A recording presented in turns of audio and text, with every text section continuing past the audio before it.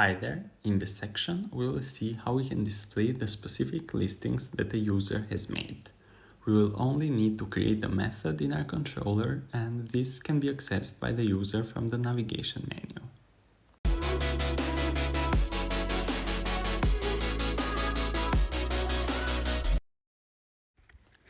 So let me just open up our controller, and we can make this method just below the index method because they have a similar structure, and I'm copying this firstly and pasting it just right below that.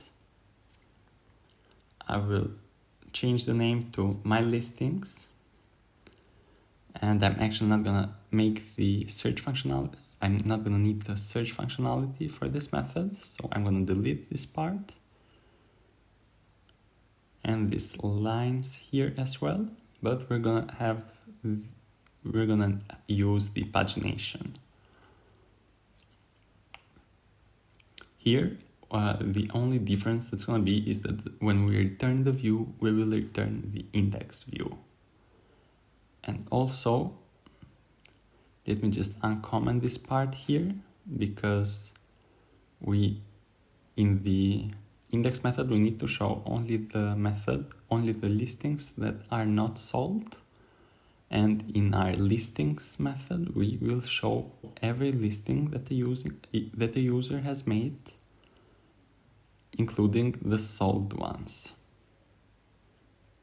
So here we can write this .where method, where we will specify that we want to display only the listings where the user ID where the user is equal to the currently logged in user.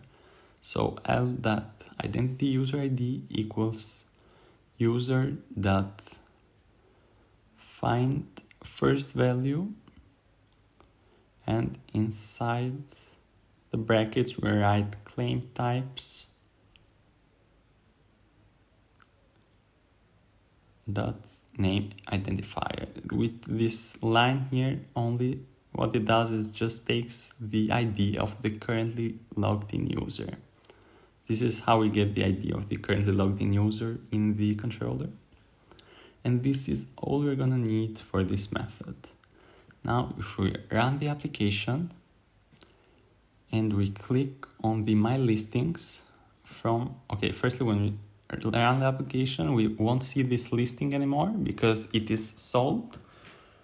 The listing is sold as we did in the previous video when we closed the bidding.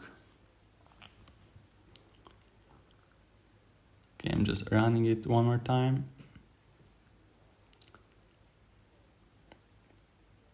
So we won't be able to see any listings in the first page, but when we go to My Listings, we will see all of the listings that this user has made before. And this was all for this section.